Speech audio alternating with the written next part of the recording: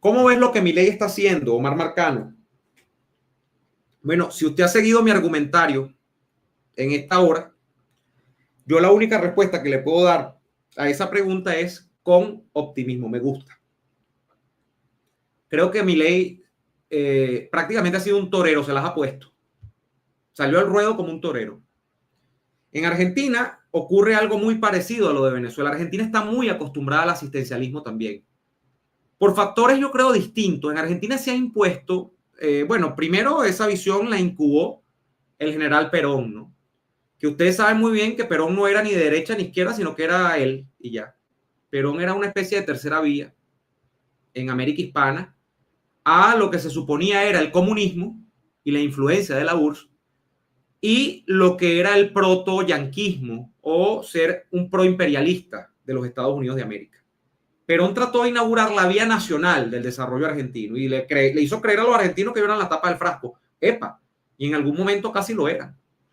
Argentina, granero del mundo, Argentina con este potencial cárnico enorme también para producir carne, o sea, Argentina, un potencial agropecuario muy importante y más con una posición, yo no sé si privilegiada, pero importante también.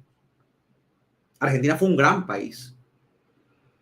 Y Perón se montó desde el punto de vista, digamos, lo emotivo, digamos, desde el punto de vista populista, conexión con las masas, en un proyecto de tercera vía, un proyecto pseudo autoritario, un proyecto no institucional, un proyecto personalista absolutamente, pero sobre todo un proyecto sumamente demagógico, es decir, o sea, Perón hacía llorar a cualquiera. Uno piensa en Chávez y se parece. O sea, esa capacidad de conectar, ¿no? Desde el punto de vista del plano emocional tan hondamente con las masas populares argentinas. Y de hecho, sí, defendido por masas populares que uno puede decir, bueno, son ñángaras o los sectores de izquierda. Pero es que a Perón lo admiraba también sectores medios, a Perón lo admiraba también cierta derecha. Y por eso es que les digo que Perón no es estrictamente un personaje que podamos encasillar en el eje izquierda-derecha. Perón trata decididamente, porque Perón se enfrentaba, o sea, Perón desde el punto de vista por lo menos de la narrativa, se enfrentaba a los Estados Unidos de América. Y él ponía en primacía a Argentina. Pero Perón era una reacción anticomunista al mismo tiempo. O sea, Perón no era un comunista. De hecho, combatía el comunismo y una de las prioridades de Perón era combatir el comunismo. Curiosamente, alrededor de la imagen de Perón surgen grupos comunistas, pero Perón no es un proto-URSS. Entonces, personaje bastante difícil de definir, ¿no? Y la gente generalmente lo define imprecisamente. Pero, ¿qué es lo que hace Perón? ¿Por qué les estoy hablando de Perón? Perón crea, incuba en Argentina esta cultura asistencialista y fundamentada sobre todo en la actividad sindical. En Argentina verdaderamente los sindicatos tienen muchísimo poder. Pasa en México también. Yo creo que en los grandes países que lograron cierto grado de institucionalidad, el sindicato fue muy importante. El sindicato fue verdaderamente crucial como agrupación de los trabajadores desde el punto de vista general, como agrupación de masas. Más que los partidos, diría yo, porque en Argentina sí, el partido justicialista, que es el peronismo, tenía un papel esencial, pero bueno, yo creo que la correa de transmisión fundamental política en Argentina son los sindicatos. Y esos sindicatos obviamente pujan por cada vez más demagogia, por cada vez menos protagonismo del individuo, por cada vez más colectivismo. Entonces en Argentina son muy como nosotros los venezolanos, pero por factores distintos. Les acabo de decir, Argentina con un gran potencial industrial agropecuario, que genera a su vez por tener tanta mano de obra involucrada, tantas redes de trabajadores alrededor suyo, entonces crea enormes barreras para tú acometer reformas como las que está haciendo Milei. Por eso que Milei tiene mi respeto, por eso que yo creo que el papel de Milei es señero en todo esto que está, no como el de Bernabé Gutiérrez que es por señas, sino señero por lo importante.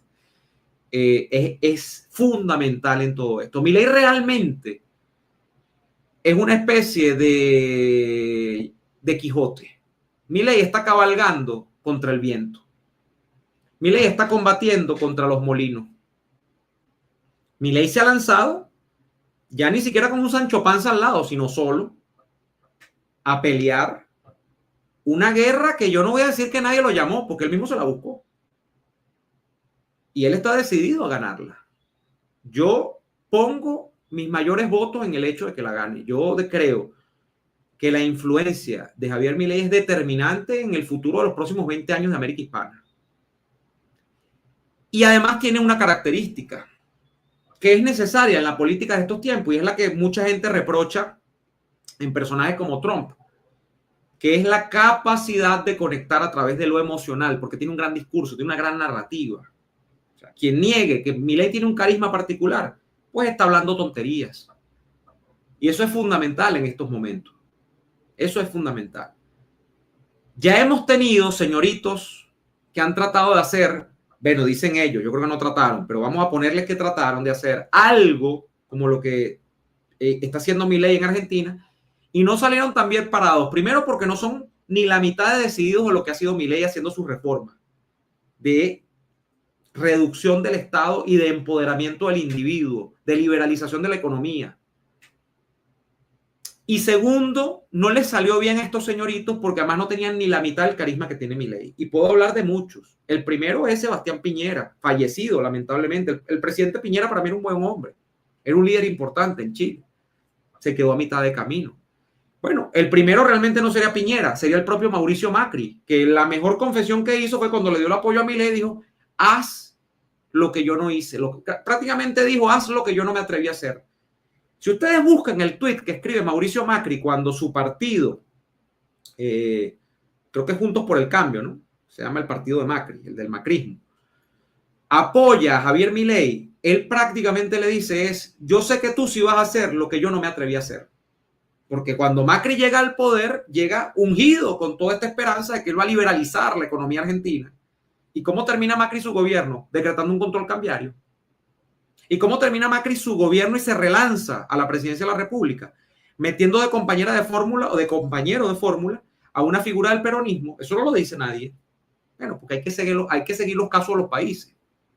Ese es el principal fracaso de Macri, que se mintió a él mismo, por ende le mintió a la gente. ¿Por qué? Porque tuvo miedo. Bueno, todos los seres humanos no somos igual de corajudos o de valientes como es Milei. Milei es un tipo que es un temerario. Yo no tengo la valentía que tiene Milei, creo yo. Y creo que el promedio de la gente no la tiene. Por eso es que yo digo, esto es un tipo de admirar.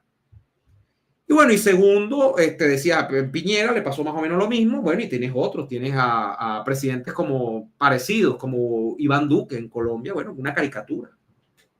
Y Duque terminó el gobierno rechazado por los sectores de derecha real en Colombia, primero porque, bueno, estaba promoviendo medidas asistencialistas también. Promoviendo medidas asistencialistas porque él dijo, esta es la única manera de ganar elecciones. O sea, eso no es una constante de Venezuela. Eso termina siendo un hilo conductor en la política en muchos de los países de la región. Y así hay muchos más, casos de que se han quedado a mitad de camino y, repito, el factor clave es no son decididos en acometer las políticas y segundo, no tienen el carisma que tienen líderes como Milei. Entonces, bueno, el carisma es fundamental. Y sí, el carisma entraña cierto fenómeno populista, pero es que, bueno, el populismo ya es intrínseco a la política actual, o sea, eso es así. ¿Qué es lo que uno no quiere del populismo? Uno lo que no quiere del populismo son dos cosas. Y con esta me despido, con la otra daré la vuelta.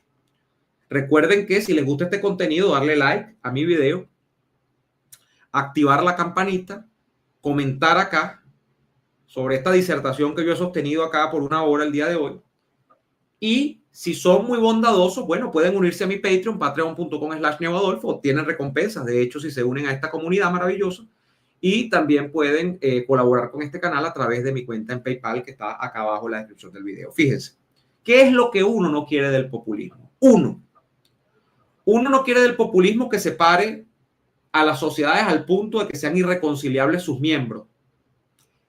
Pero es casi natural, porque ¿qué pasa con el populismo? El populismo tiende a ver a las sociedades entre buenos y malos, entre agredidos y agresores. Eso es un clásico del populismo. Eso no es tan deseable. Uno no quiere que un país esté dividido. Uno quiere la unión de un país porque en la unión de un país está la fuerza. Y esto no es una estupidez metafísica. Esto es una verdad. Esto es una verdad. Y la segunda cosa que uno no quiere del populismo es que lleve la desinstitucionalización, difícil de decir, desinstitucionalización, es decir, que acabe con las instituciones al punto de que se ponga en juego la democracia misma.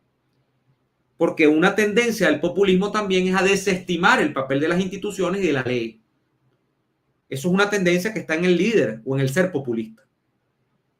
Que es que como tú prácticamente te legitimas frente a la masa, a lo que es una mayoría circunstancial, tú dices, a mí no me importa que la Constitución diga que yo no puedo volver a ser presidente. Yo puedo ser presidente todas las veces que quiera porque hay un poco de gente que en el balcón me está aclamando, el balcón del pueblo, o en la Casa Rosada, o como usted le quiera, el Palacio de Nariño, como usted le dé la gana, el donde usted quiera. Esa es la gran tentativa populista, que las instituciones se acaban. Uno no quiere que las instituciones se acaben porque las instituciones al final de cuentas marcan la cancha. Por donde nos movemos, la cancha la marcan las instituciones y la ley. Claro, hay instituciones y hay leyes que no son tan aconsejables. Cuando usted tiene estados que no son virtuosos, sino que son una especie de compotica de excremento, que lo que pasa en muchos estados, uno ve que esas instituciones no responden, ni esa ley responde a lo que debería ser un valor mínimo democrático. Pero en general, si usted tiene una democracia, usted quiere preservar sus instituciones y la ley. Y en la tendencia populista hay una tendencia al desmedro de esto, a ir en desmedro de esto. Entonces, bueno, son las cosas que uno no quiere. Ahora, el carisma, que va a ser uno, eso es la política del siglo XXI. Dicen algunos que el populismo nació cuando nacieron los medios de comunicación de masa. Algunos dicen, el primer populista fue Hitler, porque utilizó la propaganda de manera formidable a través de Goebbels. Y sí, fue el surgimiento de la radio para comunicar mensajes políticos y luego la televisión. Los grandes medios de masa, pero sobre todo los audiovisuales, más que allá de la prensa escrita, son los grandes divulgadores de las ideas políticas en el siglo XX. Y eso entraña de alguna manera pues el surgimiento de liderazgos que necesitan performance, necesitan carisma, necesitan fingir frente a un teatro que es la audiencia, que al final de cuentas son en democracia los electores y bueno, en dictadura los aclamadores simples y puros del sistema.